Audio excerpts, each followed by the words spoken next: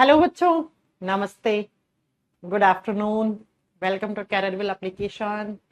आप सभी का कैरियरविल की एप्लीकेशन पर बहुत बहुत स्वागत है भाई। आज जाइए अपनी आज की क्लास स्टार्ट करते हैं।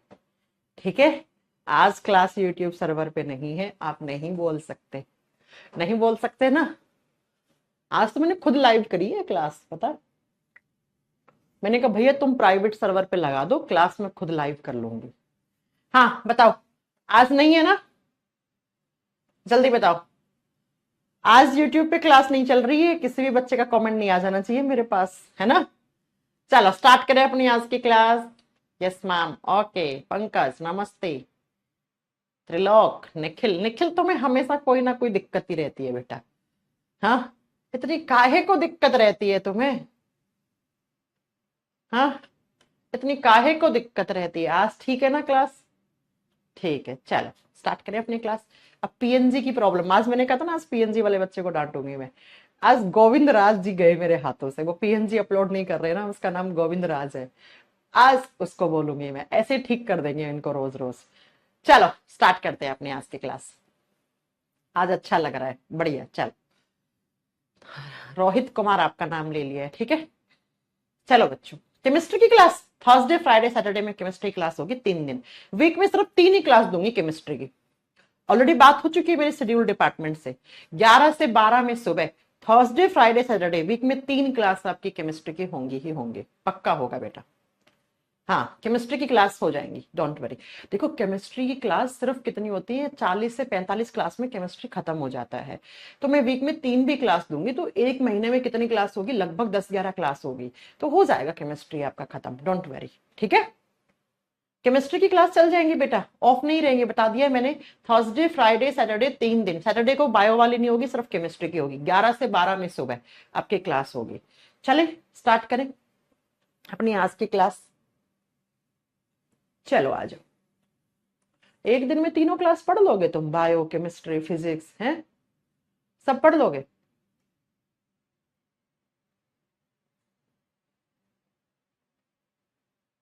केमिस्ट्री के नोट्स अपलोड नहीं हुए? हम्म, केमिस्ट्री के नोट्स अपलोड नहीं हुए? आज करती हूँ। रुको रुको, आज से कल, कल तक आपके पीएनजी की प्रॉब्लम भी मैं सॉल्व करवा दूंगी। ठीक है, आज और कल में मैं पीएनजी की भी आपकी प्रॉब्लम सॉल्व करवा दूंगी। पीएनजी अपलोड करवाने वाले को मैं बोल दूंगी, ठीक है। मुझे पता है आप लोग बहुत परेशान करते हो यार, जब मैं दोनों क्लास लेती हूँ एक दिन में, तो आप लोग टेक्निकल टीम को फोन लगा देते हो कि मैम को बोलिए एक हमारा सिलेबस पीछे छूट जाएगा, नहीं हो पाएंगे, हम इतना नहीं पढ़ पाते हैं एक दिन में, हमें और भी क्लास करनी होती है। लगाऊं क्लास तो दिक्कत, ना क्लास लगाऊं तो दिक्कत, कैसे काम चलेगा? मैम प्लाज्मिड क्या होता है पढ़ा चुकी हूँ बेटा, मैं पहले ही पढ़ा चुकी हूँ कि प्लाज्मिड क्या होता है। चलो, कल हमने पढ़ा था डीएनए, और फिर हमने पढ़ा था कि डीएनए के साथ हिस्टोन प्रोटीन जुड़ जाते हैं तो क्या बनता है बेटा? क्रोमोसोम बनता है। ये क्रोमोसोम्स क्या होती है? थ्रेड लाइक स्ट्रक्चर्स होती हैं सेल्स के अंदर, ये धागे नुमा संरचना होती हैं। थ्रेड लाइक स्ट्रक्चर्स होती हैं, ये धागे नुमा संरचनाएं होती हैं। कैसे बनते हैं क्रोमोसोम? कल की क्लास में बताया था मैंने, अब बार बार थोड़ी ना बताएंगे। धागे नुमा संरचनाएं हमारी सेल्स के अंदर होती हैं, जो किससे बनती हैं? वो बनती हैं डीएनए की पैकेजिंग होके हिस्टोन प्रोटीन के साथ। जैसे ही डीएनए बाहर जा रहा था, लंबा हो रहा था, हिस्टोन प्रोटीन ने उसको क्या कर दिया है? उसको कर दिया है बेटा, क्या उसको बांध दिया, उसकी पैकेजिंग कर दी, तो उसे क्या बन जाता है? उसे क्रोमोसोम बन जाते हैं, उसे गुणसूत्र बन जाते हैं। बन गए, है ना? अब क्या होता है, जब इस क्रोमोसोम की बात करते हैं, इनकी खोज किसने की थी? 2 साइंटिस्ट के नाम याद रखने हैं, तो वो लिख लो आप। क्रोमोसोम की डिस्कवरी के लिए कौन से वैज्ञानिक आपको ऑप्शन में मिल सकते हैं? तो क्रोमोसोम की खोज की थी फ्लेमिंग प्लस वेल्डेयर। जो भी नाम आपको मिल जाए, आपका तो ऑप्शनल पेपर है ना। फ्लेमिंग और वेल्डेयर करके 2 साइंटिस्ट है बेटा, इनमें से जो भी आपको नाम मिल जाए वही नाम आपका सही हो जाएगा। क्रोमोसोम्स कब दिखाई देते हैं? अगर आपको एक सेल के अंदर क्रोमोसोम्स देखने हैं, तो ये सिर्फ और सिर्फ दिखाई देंगे ड्यूरिंग सेल डिवीजन प्रोसेस। जब एक सेल अपने आप को डिवाइड कर रही होती है, अपना विभाजन कर रही होती है, कोशिका विभाजन कर रही होती है, उसी समय सिर्फ आपको क्रोमोसोम्स विजिबल होते हैं। तो आप क्या लिखोगे?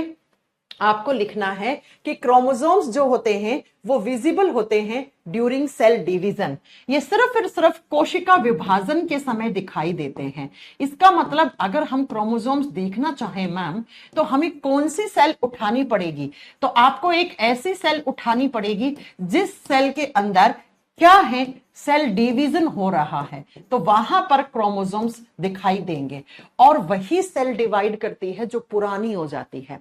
नई सेल डिवाइड नहीं करती है बेटा, ठीक है, नई सेल विभाजित नहीं करती है, वही सेल डिवाइड हो। देखो मान लो ये नया सेल है, अब ये नया नया बना है, जब ये सेल पुरानी हो जाएगी ना, तो ये सेल अपने आप को डिवाइड करेगी, पुरानी हो जाएगी तो अपने आप का विभाजन करेगी, 1 से 2 बनाएगी सेल। मैं आगे पढ़ाऊंगी आपको सेल डिवीजन कैसे होता है, कौन कौन सी प्रोसेस, कौन कौन सी स्टेजेस होती हैं, सारी बातें पढ़ाएंगे, ठीक है।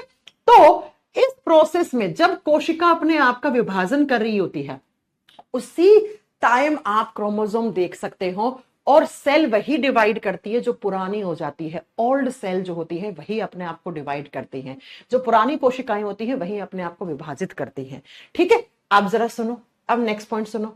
जब बात करते हैं क्रोमोसोम की, कि क्रोमोसोम्स होते कितने हैं, आज इस बोर्ड में प्रॉब्लम क्या हो रही है, हाँ देखो, क्रोमोसोम्स हमेशा और हमेशा पेयर्स में होते हैं बेटा। Chromosomes are always present in pairs, जोड़ियों में होते हैं बेटा, सम संख्या में होते हैं। कभी आप ये नहीं सुनोगे किसी में 3 क्रोमोसोम है, 3 नहीं, 3 जोड़ी हो सकते हैं। कभी ये नहीं सुनोगे 5 नहीं होते हैं, 5 जोड़ी होते हैं बेटा, ठीक है। तो क्रोमोसोम्स हमेशा पेयर में होते हैं, हमेशा जोड़ियों में होते हैं।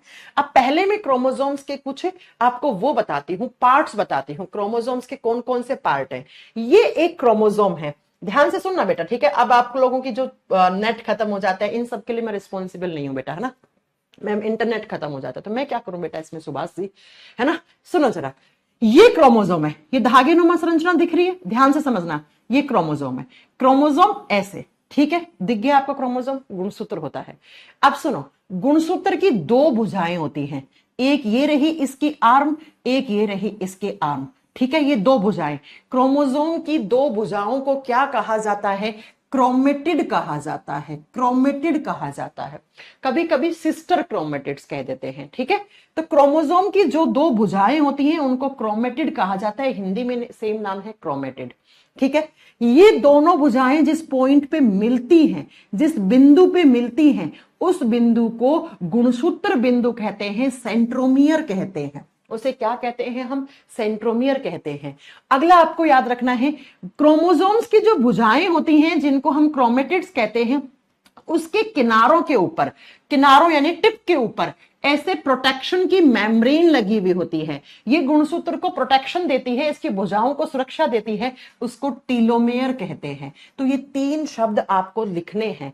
कैसे बनाओगे, देखो ऐसे बनाओ आप, यहां पर अगली स्लाइड पे बनाती हूँ, इसमें कुछ प्रॉब्लम हो रही है स्लाइड में ना। चल, ये गुणसूत्र के कभी कभी पार्ट्स आ जाते हैं बेटा, ऐसे ही होता है क्रोमोसोम, ऐसे, ठीक है, ऐसे क्रोमोसोम होता है ये क्रोमोसोम। तो ये वाली जो है ना, ये 2 भुजाएं, इन्हें क्या बोलते हैं, इन्हें क्रोमेटिड्स कहते हैं, इन्हें क्रोमेटिड्स कहते हैं। तो आपसे पूछेगा गुणसूत्र की भुजाओं को क्या कहा जाता है, क्रोमेटिड्स या सिस्टर क्रोमेटिड्स कहते हैं। ये बिंदु जहां पर दोनों भुजाएं आके मिल रही हैं, इसे सेंट्रोमियर कहा जाता है। इसे क्या कहा जाता है बेटा, सेंट्रोमियर कहा जाता है। हिंदी में सेंट्रोमियर ही लिखा हुआ आता है, वैसे गुणसूत्र बिंदु हो सकता है जिस बिंदु पे मिलते हैं। अब इन क्रोमेटिड्स के ऊपर यहां पे प्रोटेक्शन के लिए ऐसे ये हिस्सा जो है ना, ये लेयर से, ये परत से, ये झिल्ली से घिरा हुआ होता है, और इस झिल्ली को बोलते हैं टेलोमेयर। ये टेलोमेयर वाला क्वेश्चन एग्जाम में बहुत बार आता है कि व्हाट इज टेलोमेयर। टेलोमेयर क्या होता है, तो गुणसूत्र की जो भुजाएं होती हैं क्रोमेटिड्स, उनके ऊपर हल्का सा कोट लगा हुआ होता है, आवरण लगा हुआ होता है, तो उसे क्या कहते हैं, उसे हम कहते हैं, आप बताओगे टेलोमेयर। याद रखना, गुणसूत्र के ऊपर वाली भुजाएं होती हैं वो शॉर्ट होती हैं, शॉर्ट आर्म्स कहलाती हैं, ये छोटी भुजा कहलाती हैं, ये क्या होती हैं, छोटी। और नीचे वाली जो होती हैं वो लॉन्ग आर्म कहलाती हैं, वो लंबी भुजा कहलाती हैं। बस गुणसूत्र की ऐसी स्ट्रक्चर होती है। और क्रोमोसोम्स हमेशा और हमेशा जोड़ियों में होते हैं, हमेशा और हमेशा ये जोड़ियों में पाए जाते हैं। बस एक नोट डालकर एक पॉइंट लिखो बेटा क्या? बैक्टीरिया। फटाक से मुझे कमेंट करके ये बताना, बैक्टीरिया कैसा होता है? एक कोशिकीय जीव होता है ना, पढ़ाया है ना। तो जीवाणुओं की कोशिका में सिर्फ एक ही क्रोमोसोम पाया जाता है। एक जोड़ी मत कर देना, सिंगल, एक नंबर में एक। जीवाणुओं की कोशिका में कितने क्रोमोसोम्स होते हैं? सिंगल, एक क्रोमोसोम पाया जाता है। किसकी? बैक्टीरिया की सेल में सिर्फ और सिर्फ एक गुणसूत्र पाया जाता है। इसके अलावा आप इस धरती पर जितने भी लिविंग्स हैं उन सब की सेल उठाकर देखोगे तो आपको किसी में 7 जोड़ी मिलेंगे, किसी में 12 जोड़ी मिलेंगे, किसी में 21 जोड़ी मिलेंगे। जैसे जो मटर का पौधा होता है उसमें 7 पेयर क्रोमोसोम्स होते हैं, है ना। जैसे आपने सुना हो गेहूं के पौधे में 21 जोड़ी क्रोमोसोम्स होते हैं, ठीक है। तो सिर्फ और सिर्फ आपको याद रखना है बेटा, क्या कि बैक्टीरिया के अंदर एक क्रोमोसोम होता है। एक जोड़ी मत कर देना बेटा, ठीक है। इसके अलावा सब में कैसे होते हैं बेटा, आप बताओगे। अलग अलग पेड़ पौधों में अलग अलग होते हैं। जैसे मैंने बताया ना, गेहूं में अलग होते हैं, मटर में अलग होते हैं, चने में अलग होते हैं। मैं 4-5 आपको लिखाऊंगी भी, ठीक है। तो ये इतना आपको याद रखना है क्रोमोसोम्स के हिस्से। अब बात करते हैं बेटा, जब हमारे बॉडी की बात करते हैं ना, हम क्या है? हम ह्यूमन बॉडी हैं, हम ह्यूमंस है ना। तो ह्यूमन बॉडी में टोटल कितने क्रोमोसोम्स होते हैं? मनुष्य के शरीर में आपसे पूछे टोटल कितने हैं? पेयर्स में तो होते हैं 23 जोड़ी, नंबर में कितने हो गए? 46। ऐसे होते हैं बेटा, ठीक है। आगे बात समझ में? नंबर में कितने हो गए? 46। ये जो हमारे क्रोमोसोम्स होते हैं ना, 23 जोड़ी, इनको हम 2 भागों में बांटते हैं। कौन कौन से? नंबर 1 पे जो क्रोमोसोम्स आते हैं उनको बोलते हैं ऑटोसोम्स। ऑटोसोम्स, यहां से एग्जामिनर क्वेश्चन पूछता है, ध्यान से समझ लेना, ऑटोसोम्स। और नंबर 2 पे जो क्रोमोसोम्स आते हैं उनको बोलते हैं बच्चा एलोसोम्स। ऑटोसोम्स, एलोसोम्स, ये ह्यूमन क्रोमोसोम्स हैं, किसी और के क्रोमोसोम्स की बात नहीं कर रहे हैं हम। हमारी सेल्स में ऑटोसोम्स और एलोसोम्स 2 प्रकार के क्रोमोसोम्स पाए जाते हैं। क्या होते हैं ऑटोसोम्स, क्या होते हैं एलोसोम्स? देखो, ऑटोसोम्स वो क्रोमोसोम्स होते हैं जो लड़का और लड़की में एक जैसे हों, सेम हों। सेम का मतलब होता है एक जैसे क्रोमोसोम। किसमें? मेल और फीमेल बॉडी में। अरे ह्यूमन 2 होते हैं, मेल और फीमेल, एक लड़का एक लड़की। ऐसे क्रोमोसोम जो लड़का और लड़की के एक जैसे हैं, हूबहू दिखने में एक जैसे हैं और एक जैसा काम करते हैं, उसको क्या बोलते हैं हम? उसको हम बोलते हैं ऑटोसोम्स, ठीक है। कितने होते हैं ऑटोसोम्स? 22 पेयर्स, 22 जोड़ी क्रोमोसोम्स लड़का और लड़की के एक जैसे होते हैं।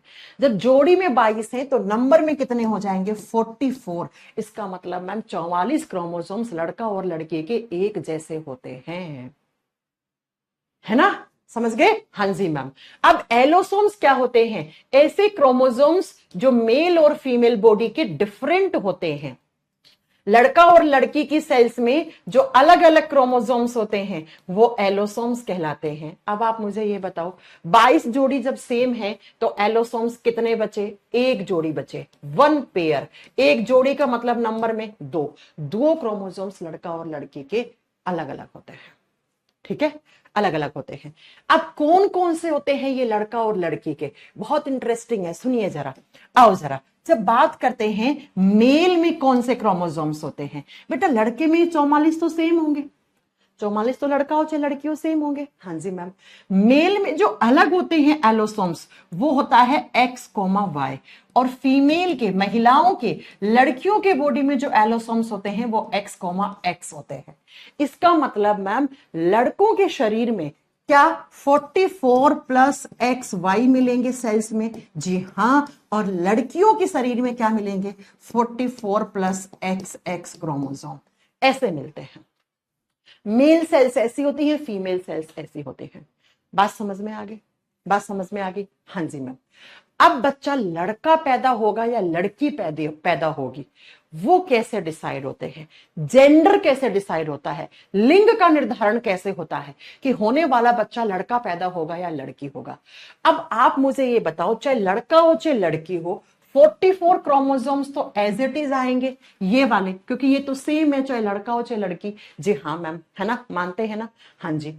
अब क्या होता है, 44 क्रोमोसोम तो आ गए इस बच्चे के अंदर, कितने बचे? 2।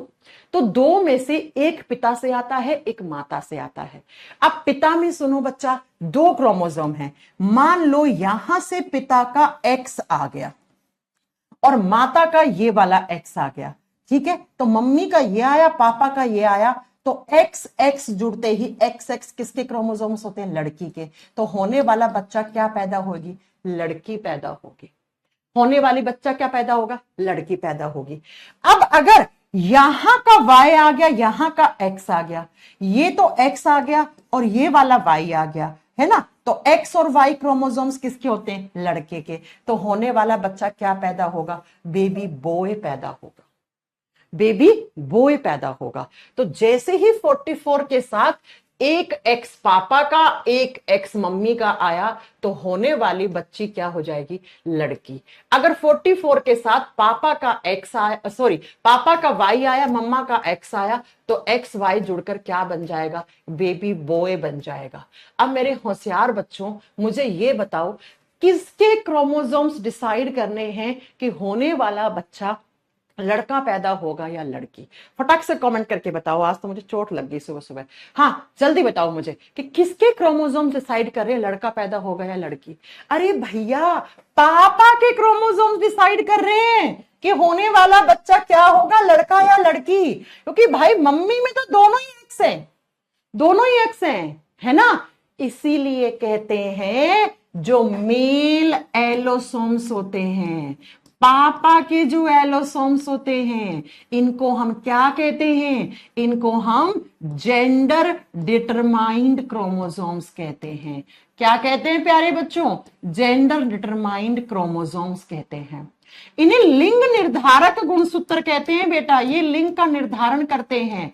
और कौन से करते हैं? आप मुझे बताओ, पापा के कौन से? एक्स और वाई। अच्छा बच्चों, दोनों में ज्यादा अच्छा आंसर देना हो तो क्या देगा? देखो, एक्स तो कॉमन है, ये वाला एक्स और ये वाला एक्स कॉमन है। ये वाला वाई आया तो लड़का, नहीं आया तो एक्स आ गया तो लड़की। तो बेसिकली जो पापा का वाई वाला क्रोमोसोम है ना, ये डिसाइड करता है बच्चा कि लड़का पैदा होगा या लड़की पैदा होगी। वो बात अलग है, हमारे समाज में अलग अलग अवधारणाएं होती हैं कि लड़का लड़की पैदा कर दी तो बेचारी महिला को घर से निकाल देते हैं, उस पर अत्याचार करते हैं कि तुम तो लड़की पैदा कर रही हो। अब ये बिना पढ़े लिखे लोगों की दिक्कत होती है बेटा। सुप्रीम कोर्ट ने भी आज से 3-4 महीने पहले वार्निंग दी थी कि भाई लड़का पैदा होगा या लड़की पैदा होगा, इसमें लड़की के क्रोमोसोम्स का योगदान नहीं है, लड़के के क्रोमोसोम्स का योगदान है। तो आप लड़के को घर से निकालो, अपने लड़की को क्यों निकाल रहे हो कि तुमने लड़की पैदा कर दी, है ना। तो एग्जामिनर क्वेश्चन पूछता है, किसके क्रोमोसोम्स डिसाइड करते हैं? लिंग निर्धारक गुणसूत्र किसके होते हैं? फादर के, लड़के के, पापा के। पापा का कौन सा है? एक्स और वाई। एलोसोम्स, ऑटोसोम्स तो पापा के सेम है लड़की जैसे, ठीक है ना। और एलोसोम्स तो भी कौन सा? ये वाई वाला डोमिनेट कर रहा है यहां पर बेटा।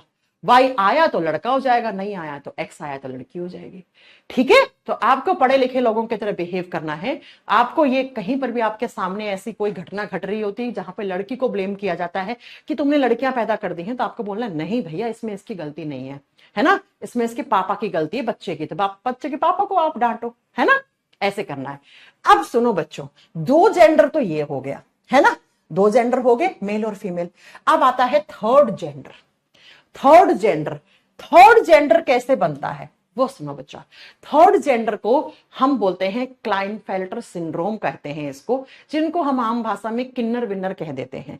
ये किन्नर कैसे पैदा होते हैं? पहली बात तो किन्नर नॉर्मल पेरेंट्स से पैदा होते हैं, किन्नर बच्चे थोड़ी कर पाते हैं। एक नॉर्मल पेरेंट्स होते हैं, वही क्या करते हैं, किन्नर बच्चा पैदा हो जाता है उनसे।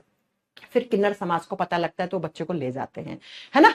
तो किन्नर बच्चे पैदा नहीं कर पाते हैं बिकॉज उनके सेक्सुअल ऑर्गन्स, आप बताओगे, डेवलप नहीं होते हैं, है ना, उनमें गैमेट्स नहीं बनते हैं, उनमें स्पर्म्स और एग नहीं बनता है, तो वो बच्चे पैदा नहीं कर सकते हैं।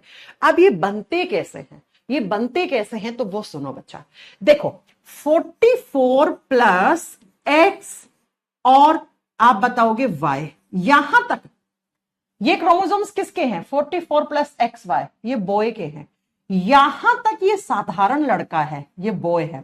लेकिन होता क्या है, जब कोई लड़की पेट से होती है ना, मां बनने वाली होती है, तो उसके पेट में जो बच्चा होता है, उसके उसका जेंडर बन रहा होता है, जेंडर बन रहा होता है। तो क्या होता है बेटा कि जैसे ही जेंडर बन रहा होता है उस समय उसके क्रोमोसोम में कुछ गड़बड़ हो जाती है ना, कुछ गड़बड़ होगी क्रोमोसोम में। तो ये वाला जो क्रोमोसोम है ना, एक्स वाला, ये वाला आ जाता है और ये साथ में आके जुड़ जाता है ऐसे।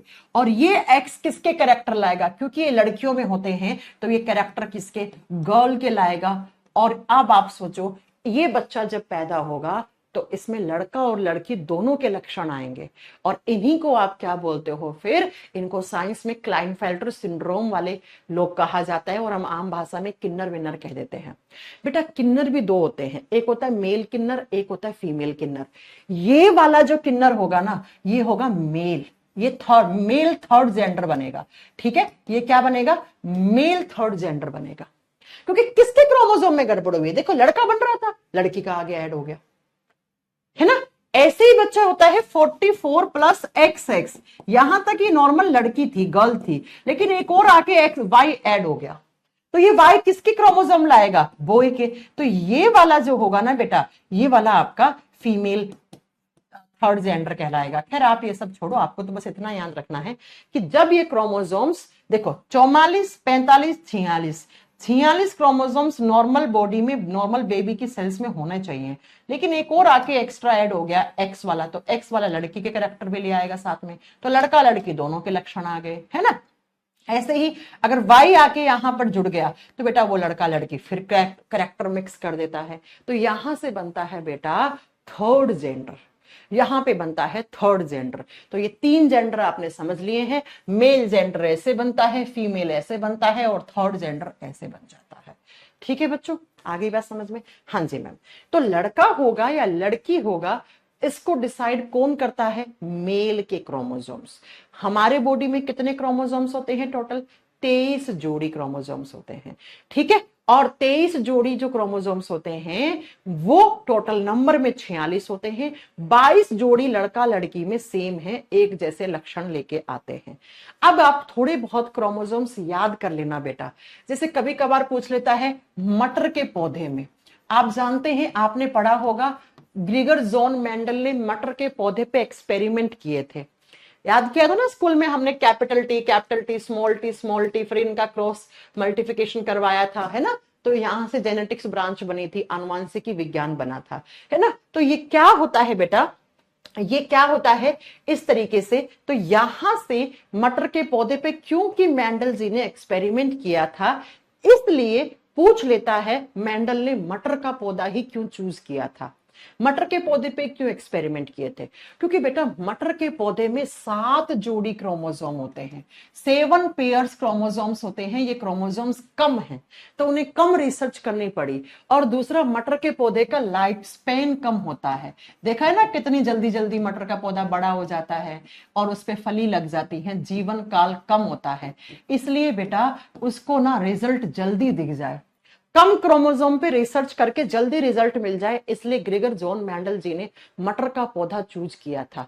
तो ये एग्जाम में आ जाता है कभी कभी। ठीक है, एक होता है चिंपैंजी, चिंपैंजी, चिंपैंजी में हमसे ज्यादा एक पेयर क्रोमोसोम होता है, 24 पेयर्स क्रोमोसोम होते हैं, तो इसलिए पूछ लेता है कभी कभी। ऐसे ही आपसे पूछ लेता है गेहूं के पौधे में, गेहूं के पौधे में कितने आपके ये होते हैं क्रोमोसोम्स, 21 जोड़ी होते हैं। ठीक है, 21 पेयर क्रोमोसोम होते हैं। लेकिन अगर आपसे पूछे बैक्टीरिया में कितने होते हैं, कोई भी बैक्टीरिया दे दे आपको, जीवाणु में कितने होते हैं, ओनली 1, एक क्रोमोसोम। तो आपसे पूछेगा एक क्रोमोसोम किस में पाया जाता है, बैक्टीरिया में, गुणसूत्र, एक गुणसूत्र जीवाणुओं की कोशिका में पाया जाता है। ठीक है, ये कभी कभी आपसे पूछ लेता है, तो ये आप याद रख लेना। अब आपको अगर ये लिखने हैं ना गेहूं कुत्ते में कितने होते हैं, बिल्ली में कितने होते हैं, तो वो आप देख सकते हैं बेटा, है ना, वो आप देख सकते हैं, इंटरनेट से देख के लिख सकते हैं, वैसे नहीं आते हैं एग्जाम में ना, इतने आपको याद रखने, जो मेन है वो मैंने लिखवा दी, वो आते हैं एग्जाम में। तो बच्चों मुझे ये बताओ, जेंडर डिसाइड किसने कर दिया, क्रोमोसोम ने, क्रोमोसोम ने डिसाइड कर दिया कितने, मतलब लड़का होगा या लड़की होगी।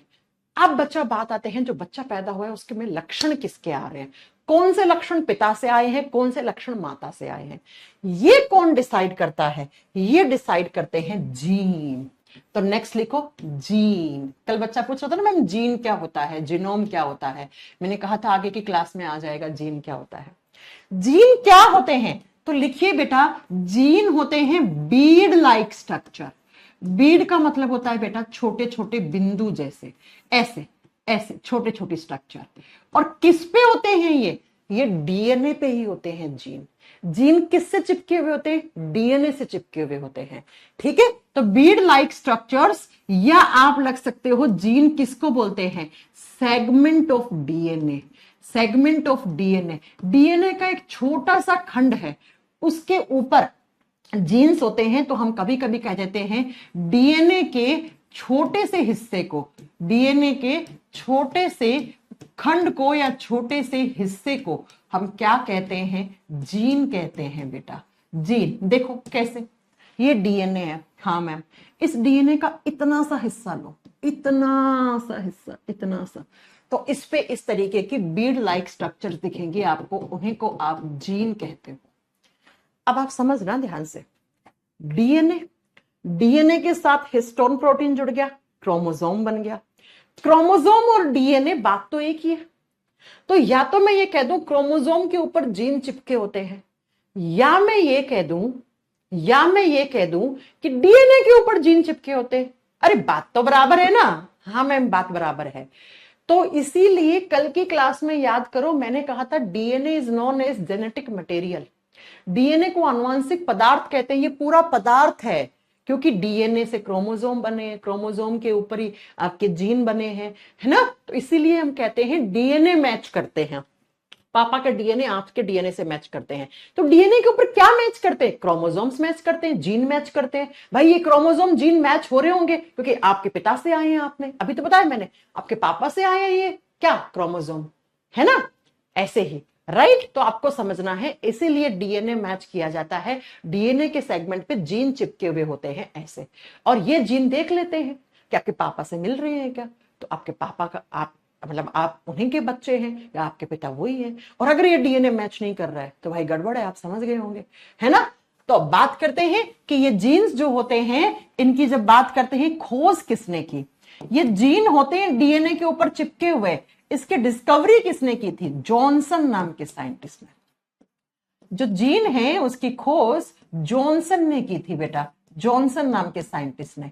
और जब आप इस जीन के बारे में डिटेल में स्टडी करते हो, भाई कितने जीन है, कहां से आए, क्यों आए, तो पता है बायोलॉजी का एक ब्रांच बन जाता है। उसी ब्रांच को कहते हैं हम जेनेटिक्स, इसी ब्रांच को हम कहते हैं जेनेटिक्स, हिंदी में कहते हैं आनुवंशिकी विज्ञान। क्या होता है आनुवंशिकी विज्ञान, ऐसे विज्ञान जिसके अंदर हम जीन के बारे में अध्ययन करते हैं। To study about gene is known as genetics. और इसी ब्रांच पे सबसे पहले काम करने वाले साइंटिस्ट थे ग्रेगर जॉन मेंडल। मेंडल जी ने बनाई है ये ब्रांच, है ना। कौन से पौधे पे एक्सपेरिमेंट करके, मटर के पौधे पे एक्सपेरिमेंट करके बताया था कि मटर के पौधे में जो लक्षण है वो पिछली पीढ़ी से आ रहे हैं। पिछली पीढ़ी का मतलब उसका बीज, है ना। तो आपसे पूछेगा who is the father of genetics, आनुवंशिकी विज्ञान के पिता कौन है, जनक कौन है, तो इस आनुवंशिकी विज्ञान को बनाने वाले मेंडल जी हैं बच्चा, है ना। इसीलिए हम कहते हैं कि मैं जेनेटिक्स से पीएचडी कर रहा हूं। तो वो कौन सी ब्रांच पढ़ रहा है, वो पढ़ रहा है जीन। अब बच्चों एक बात याद रखना, ये जीन क्या करते हैं, ये जीन जेनेटिक कैरेक्टर्स को ट्रांसफर करते हैं। ये क्या करते हैं, they transfer genetic characters from one generation to another generation. ये आनुवंशिक लक्षणों को एक पीढ़ी से दूसरी पीढ़ी में लेकर जाते हैं, आनुवंशिक लक्षणों का वाहन करते हैं बेटा। आनुवंशिक लक्षणों का वाहन का मतलब क्या है, पिछली पीढ़ी से कुछ जीन हमें मिले हैं, हमारे से जाएंगे हमारे बच्चों में, हमसे कहां जाएंगे, हमारे बच्चों में जाएंगे। अब मैम ये जेनेटिक कैरेक्टर्स कौन कौन से होते हैं, जैसे बच्चा हाइट, आपकी हाइट आपके माता पिता के हाइट पर डिपेंड करती है। आपकी लंबाई, तो लंबाई वाला जीन आगे से आगे ट्रांसफर होता है, जी हाँ होता है। जैसे कलर ऑफ स्किन, आपकी त्वचा का रंग, कलर ऑफ स्किन। बेटा आप खुद सोचो, अंग्रेज लोग कैसे होते हैं, बहुत ज्यादा व्हाइट होते हैं। हम इंडियंस कैसे होते हैं, नाइजीरियन कैसे होते हैं।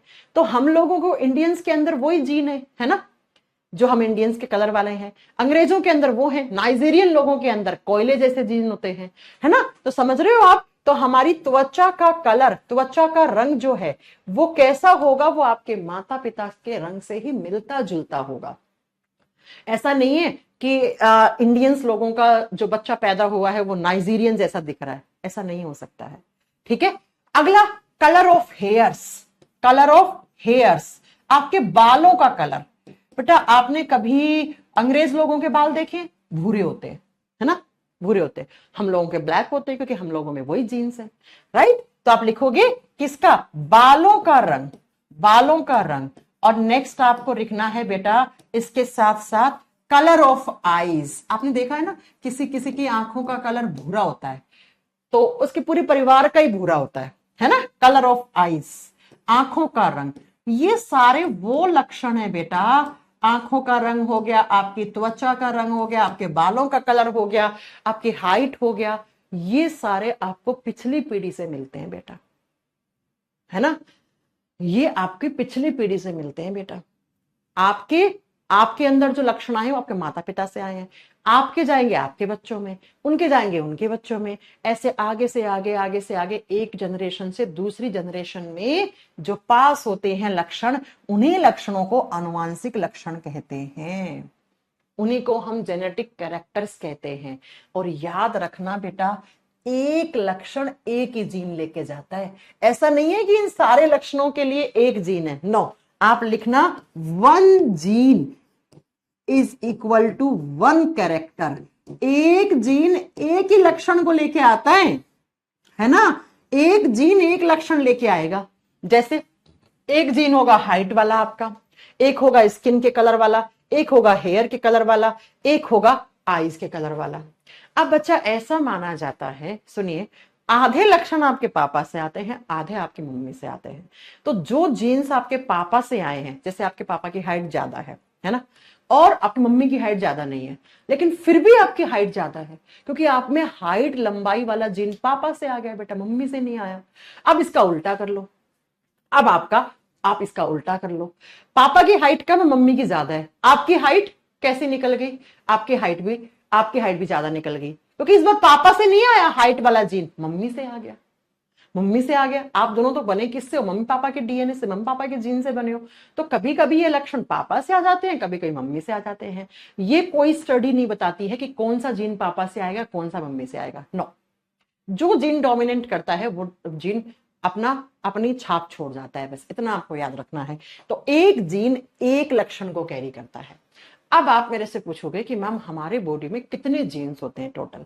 ऐसा माना जाता है रिसर्च में कि ह्यूमन बॉडी में टोटल 20,000 से 25,000 जीन होते हैं बेटा। टोटल कितने हैं, 20 से 25,000। लेकिन बच्चों 2003 में एक प्रोजेक्ट आया था, जिस प्रोजेक्ट का नाम था human genome project. Human genome project, बहुत सारे साइंटिस्ट लोगों ने रिसर्च करी और उन्होंने कहा कि नहीं, ह्यूमन बॉडी में लगभग 30,000 के बराबर जीन होते हैं, ऐसा कहा इस प्रोजेक्ट ने, ह्यूमन जीनोम प्रोजेक्ट ने। लेकिन ये अभी तक कोई सर्टिफाइड चीज नहीं है, अभी तक ये कोई सर्टिफाइड चीज नहीं है कि भाई ये वैलिड नहीं है, मतलब प्रॉपर तरीके से 100% से इस प्रोजेक्ट को वैलिडेशन नहीं मिला था। तो आपको अगर पूछ ले कि ह्यूमन जीनोम प्रोजेक्ट ने कितना क्या कहा था कि कितने टोटल जीन है, बस आपको याद हो 30। लेकिन इसको कुछ लोग अभी भी फेक मान रहे हैं, कुछ लोग कहते हैं हाँ है ये, है ना। लेकिन ऑन एन एवरेज 20 से 25,000 जीन तो हम लोगों में होते ही होते हैं। ठीक है बच्चा। अब कल की क्लास में मुझसे एक बच्चे ने पूछा, मैम जीनोम क्या होता है, आपने जीन तो पढ़ा दिया, जीनोम क्या होता है। चलो मैं एक एग्जाम्पल देती हूं बेटा। एक किताब है, किताब का एक पेज जीन है बेटा, पूरी किताब जीनोम है, नहीं समझे। हाँ, एक किताब है, इस किताब का एक पेज है, वो जीन कहलाएगा, पूरी किताब जीनोम कहलाएगी। इसका मतलब मैम डीएनए के ऊपर जब एक बीड जैसी स्ट्रक्चर है, ये ऐसी, इसको क्या बोलोगे? जीन बोलोगे। और ये जो पूरा सेगमेंट है जिसके ऊपर जीन है, इसको क्या बोलोगे? इसको जीनोम बोलोगे। इसे जीनोम कहोगे बेटा। अरे कुछ पल्ले पड़ा मेरी बात? जीनोम और जीन में क्या डिफरेंस होता है? जीन होता है बेटा एक छोटा सा सेगमेंट ऑफ डीएनए, ऐसे एक बीड जैसी स्ट्रक्चर, ठीक है। अब आप इस पूरे को, जहां जहां जीन लगे हुए हैं, इस पूरे पार्ट को एक साथ क्या बोलोगे बेटा? जीनोम बोलोगे। जीनोम बोलोगे, जैसे मैंने किताब का एग्जाम्पल दिया, ठीक है। तो एग्जाम में नहीं आता है, जीनोम विनोम के बारे में नहीं पूछते हैं, लेकिन आपको याद करना पड़ेगा इतनी बात, ठीक है। जीन्स, पूरी जीन का जो ग्रुप होता है, आप लिख सकते हो ग्रुप ऑफ जीन्स, आप लिख लो ग्रुप ऑफ जीन्स, यानी कि वो समूह है जिसमें बहुत सारे जीन्स हैं, उनको एक साथ मिलाकर आप क्या कह देते हो? जीनोम कह देते हो बेटा। और जो सिंगल एक बीड जैसी स्ट्रक्चर है, ऐसे बिंदु जैसी, इसको आप क्या कहते हो? इसको आप जीन कह देते हो। तो माता पिता के क्रोमोसोम्स ने डिसाइड किया, होने वाला बच्चा, पिता के क्रोमोसोम्स ने बेसिकली डिसाइड किया कि बच्चा लड़का होगा या लड़की होगा। अब इस लड़का और लड़की में लक्षण किसके आएंगे? तो 50% लक्षण पापा से आते हैं, 50% लक्षण मम्मी के आते हैं। अब ये कोई नहीं बता सकता है कि पापा से ये वाला आएगा, मम्मी से ये वाला आएगा। ये ऐसा कोई भी रिसर्च, ऐसा कोई भी विज्ञान नहीं बता सकता है, ठीक है। कोई भी लक्षण कहीं से भी आ सकता है, मम्मी से या पापा से, लेकिन पड़ोसियों के नहीं आने चाहिए भैया लक्षण। ये आपको याद रखना है, पड़ोसियों के लक्षण नहीं आने। ये सूरज कुमार कह रहे समझ में नहीं आया है, समझ नहीं आ रहा है मैडम। बेटा और कैसे समझाऊं? हाँ बेटा और कैसे समझाऊं तुम्हें? हाँ आ गई बात समझ में? तो अब आपको समझ में आया होगा शायद डीएनए क्या होता है। ये डीएनए में चल रहा था सब कुछ, क्योंकि डीएनए, हिस्टोन प्रोटीन जुड़े थे क्रोमोसोम, और इन क्रोमोसोम्स के ऊपर डीएनए का जो सेगमेंट है छोटा सा, उसको आपने क्या बोल दिया? उसको आपने क्या कह दिया? जीन कह दिया बेटा। ये लो, है ना। अब याद रखना, एक बात आपको पढ़ा दूं, हालांकि आगे आपका चैप्टर आएगा तब आपको पढ़ाया जाएगा। क्या?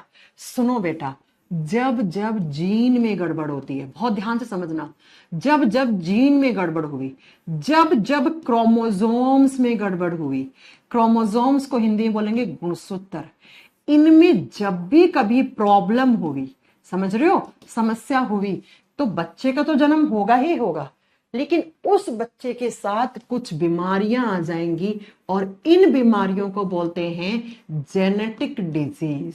इन्हें हम क्या बोलते हैं? आनुवांशिक रोग, आनुवांशिक बीमारियां। ऐसी बीमारियां जो बच्चे के जन्म के साथ ही आ गई हैं, और ये बीमारियां एक पीढ़ी से दूसरी पीढ़ी में आगे से आगे जाएंगी। बच्चे में जन्म के साथ बीमारी आई, और वो बीमारी एक पीढ़ी से दूसरी पीढ़ी में, जैसे मेरे में आगे, मेरे से मेरे बच्चे में, मेरे बच्चे से उसके बच्चे में, तो ये आगे से आगे पीढ़ी दर पीढ़ी जो बीमारियां ट्रांसफर होती हैं, उन्हीं को आप कहते हो आनुवांशिक रोग, उन्हीं को आप कहते हो जेनेटिक डिजीज, आनुवांशिक रोग कहते हैं बेटा। आई बात समझ में? आई बात समझ में? जल्दी बताओ, आ गई होगी ना। इनको हम क्या कहते हैं? इनको हम आनुवांशिक रोग कहते हैं। अब आप मेरे से पूछोगे मैम कैसी गड़बड़ हो जाती है? हाँ, कैसी गड़बड़ हो जाती है? एक शब्द होता है बेटा म्यूटेशन।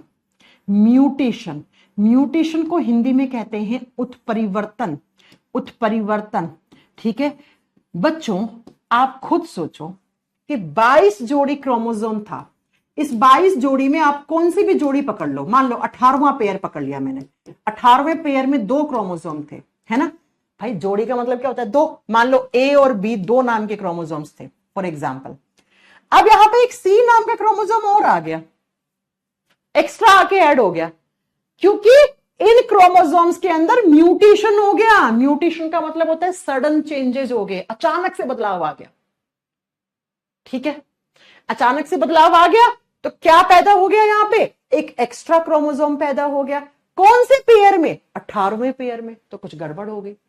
19वें पेयर में ऐसे एक एक्स्ट्रा क्रोमोसोम जुड़ गया, तो भाई उसमें प्रॉब्लम होगी। तो मैं ये कहना चाह रही हूं कि इनके नंबर में गड़बड़ होने से, है ना, क्या पैदा हो जाते हैं, म्यूटेशन होता है, सडन चेंजेस, अचानक से कोई जीन में प्रॉब्लम होगी तो भाई एक क्रोमोसोम की जगह 2 आ गए, गड़बड़ होगी बेटा। और इन्हीं गड़बड़ होने से क्या पैदा होते हैं, जेनेटिक डिजीजेस, जेनेटिक डिसऑर्डर पैदा होते हैं, जैसे हीमोफीलिया, जैसे कलर ब्लाइंडनेस, जैसे Jacob syndrome, Patau syndrome, cat syndrome, Down syndrome, Klinefelter syndrome. अब आप उम्मीद लगा रहे हो मैम यहां पढ़ाएंगी, नो, ये मैं आपको पढ़ाऊंगी या तो जेनेटिक्स चैप्टर में या बीमारियों वाले चैप्टर में, ठीक है, या तो जेनेटिक वाले चैप्टर में या बीमारियों वाले चैप्टर में, वहां ये सारी बीमारियां करवाएंगे आपको, अभी हम नहीं करवा रहे। क्यों? क्योंकि बेटा अभी हम चैप्टर पढ़ रहे हैं सेल, सेल, ठीक है। हाँ जी मैम, तो चले अब आगे। जीन क्या होते हैं, क्रोमोसोम्स क्या होते हैं, डीएनए क्या होता है, आरएनए क्या होता है, सब कुछ समझ में आ गया। हाँ जी मैम, अब बात करेंगे सेल के अगले ऑर्गेनेली का। नेक्स्ट ऑर्गेनेली लिखना है आपको, कौन सा, माइटोकॉन्ड्रियन, ठीक है, माइटोकॉन्ड्रियन या माइटोकॉन्ड्रिया जैसे आपको लिखना हो। सूत्र कणिकाएं, देखो हिंदी मीडियम वाले बच्चों कभी कभी तो माइटोकॉन्ड्रिया लिखा हुआ आता है हिंदी में, लेकिन शुद्ध हिंदी इसकी सूत्र कणिकाएं होती हैं, तो भाई आप दोनों ही लिख लो, ठीक है। पूरा क्लियर कर दिया मैंने आपका, जीन क्या होता है, डीएनए क्या होता है, अब मत पूछना मुझसे बार बार। अब आओ बच्चों, क्या माइटोकॉन्ड्रिया क्या होता है। सबसे पहले आपको मैम दिखाती है ये माइटोकॉन्ड्रिया दिखता कैसा है। ये माइटोकॉन्ड्रिया ऐसा दिखता है, ऐसा नहीं लग रहा हमारे शूज या चप्पल का जो तलवा होता है, तलवा होता है उसका जैसा दिख रहा है, हाँ वैसा ही होता है बेटा। सिकिल सेल एनीमिया क्या होता है ये सब बाद में पढ़ाएंगे आपको, ये जेनेटिक डिसऑर्डर्स होते हैं, ये मैं अभी नहीं पढ़ाने वाली हूँ आपको, ठीक है। चैप्टर आएगा, पढ़ाएंगे, सब पढ़ाएंगे, कुछ नहीं छोड़ेंगे, लेकिन चैप्टर से हटके थोड़ी चल सकती हैं आपकी मैडम, वैसे ही बहुत बड़ा चैप्टर है। आ जाओ, माइटोकॉन्ड्रिया क्या होता है पहले सुनो। It is the second largest cell organelle, यह दूसरे स्थान पर सबसे बड़ा कोशिकांग है। अच्छा बच्चों मुझे बताओ, इतने क्वेश्चन मेरे से पूछते हो तो मेरे क्वेश्चन का आंसर करो। सेल का लार्जेस्ट हिस्सा कौन सा था? अर्जुन जी बता तो दिया, केमिस्ट्री का क्लास बृहस्पतिवार, शुक्रवार, शनिवार 3 दिन चलेगा, 3 क्लास दूंगी वीक में केमिस्ट्री की, बस। अब ये बार बार क्यों कमेंट कर रहे हो? सेल का सबसे बड़ा हिस्सा क्या पढ़ाया था मैम ने? न्यूक्लियस।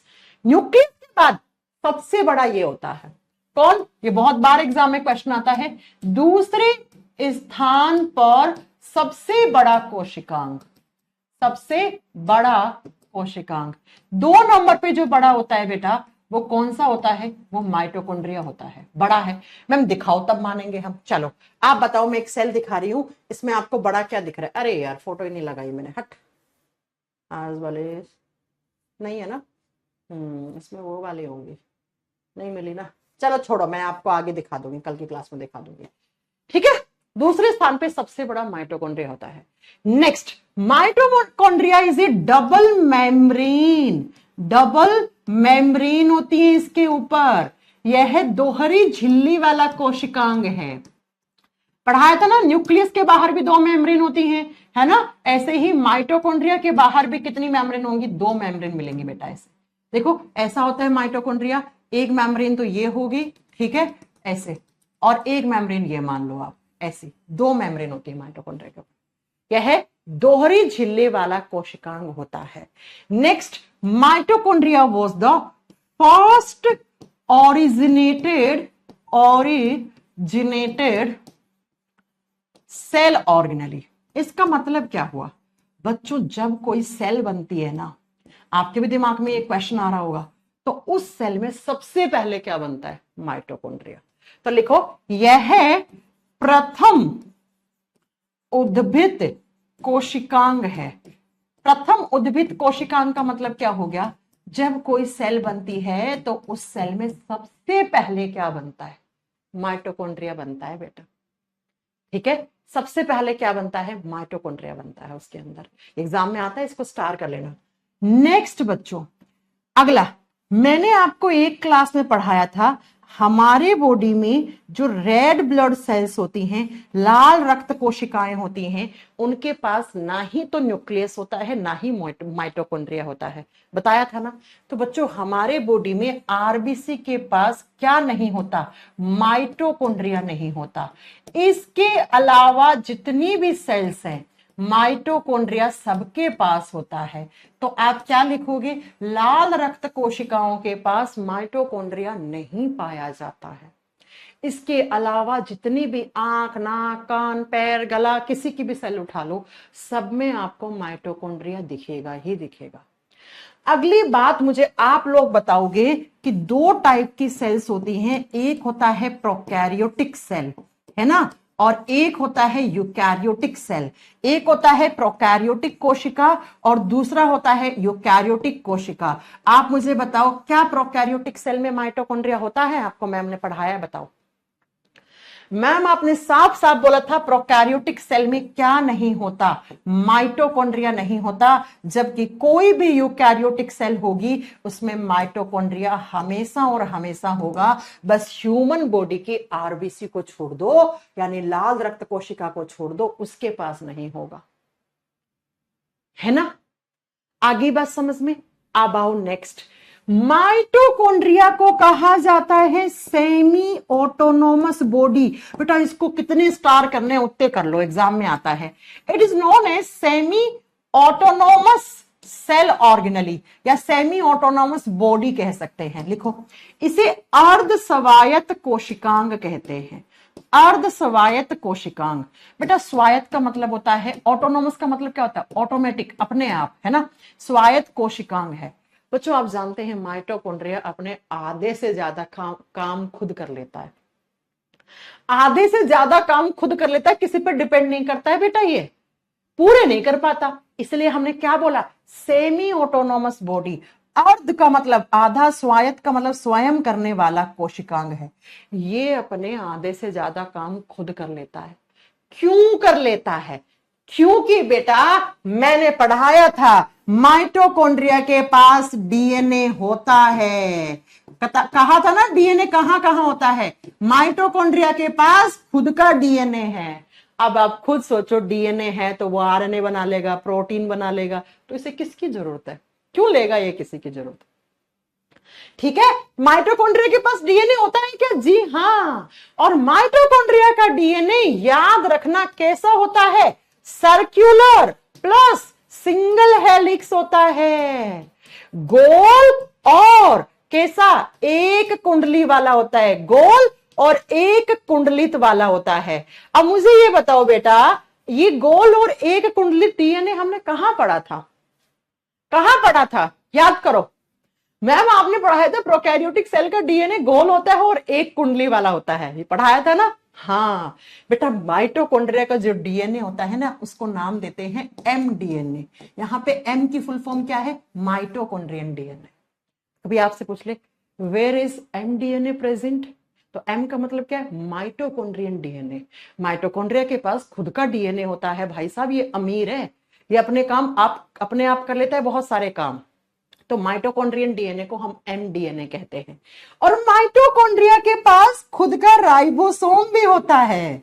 जी हाँ, माइटोकॉन्ड्रिया के पास खुद के राइबोसोम्स होते हैं, लेकिन वो राइबोसोम्स किसके प्रकार के, कौन से प्रकार के हैं, 70S प्रकार के।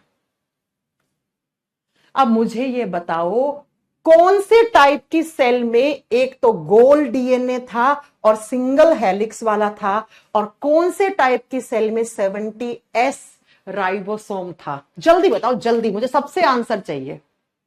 मैंने पढ़ाया था प्रोकैरियोटिक कोशिका का डीएनए गोल और एक कुंडली वाला होता है, और प्रोकैरियोटिक सेल के पास जो राइबोसोम होता है वो कैसा होता है, वो 70S प्रकार का होता है।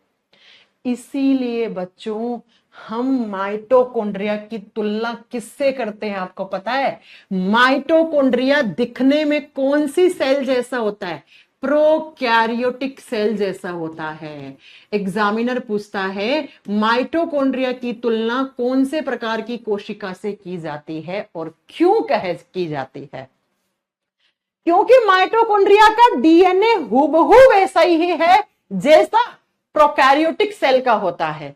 क्योंकि प्रोकैरियोटिक सेल और माइटोकॉन्ड्रिया दोनों में 70S प्रकार का डीएनए है, तो हम दोनों की तुलना एक जैसी कर देते हैं।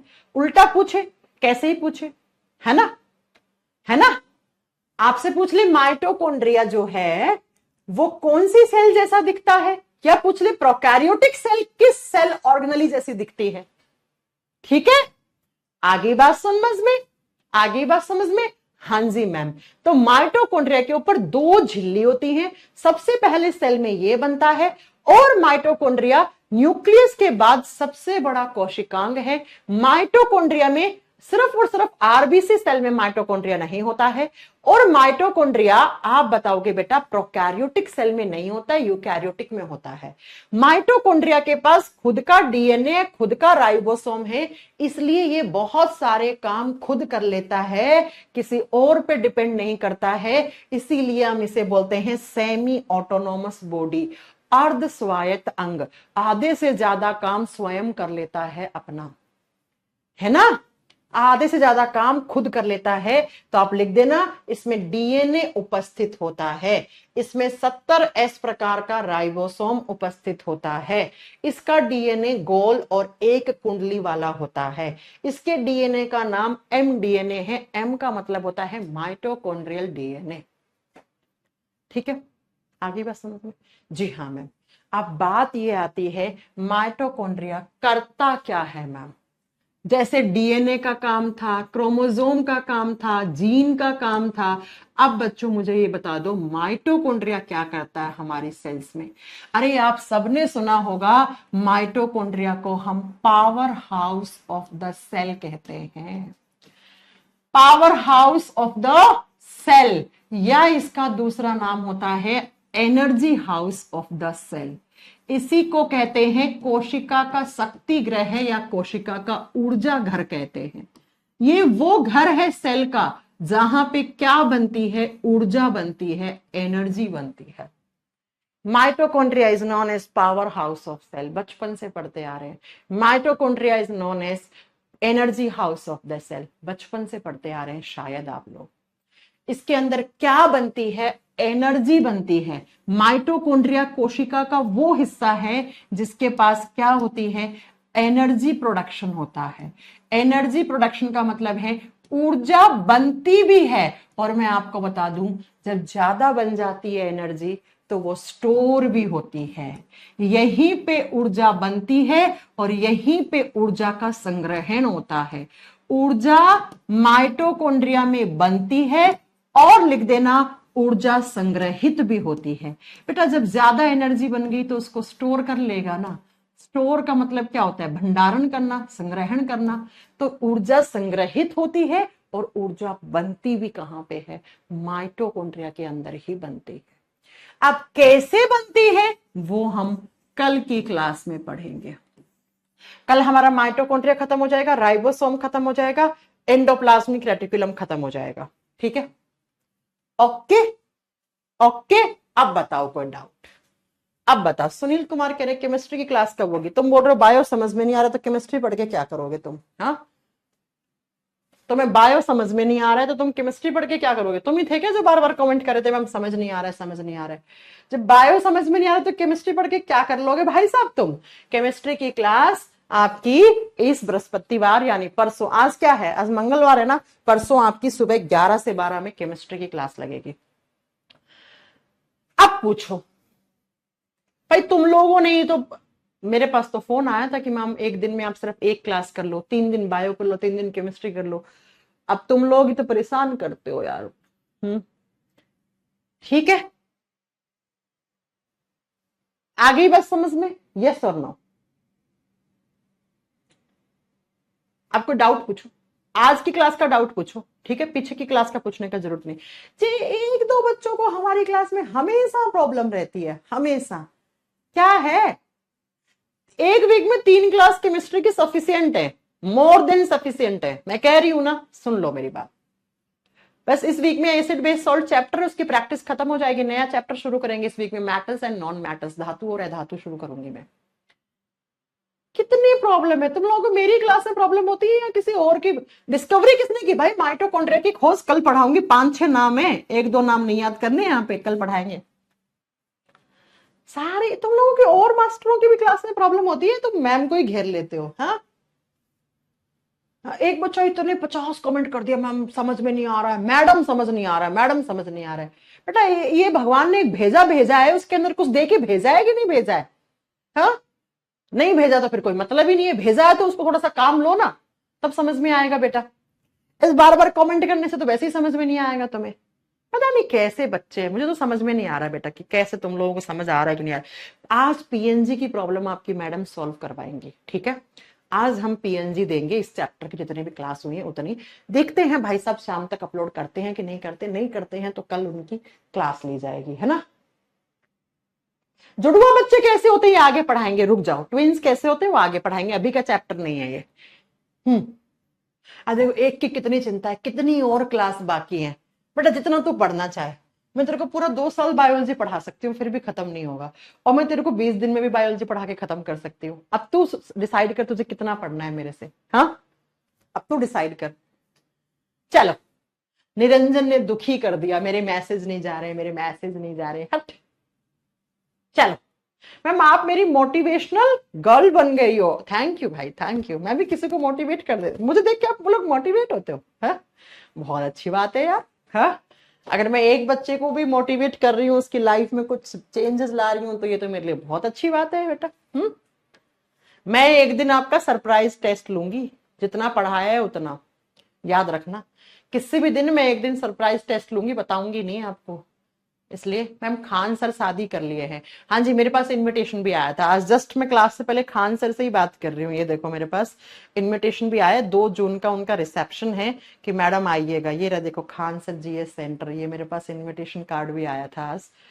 खान सर शादी कर लिए हैं। खान सर हमें बहन मानते हैं, और 1-2 बार हम मिले भी हैं सर से, तो वो ये कह रहे थे कि मैडम अपने हस्बैंड को लेके पक्का रिसेप्शन में आइएगा।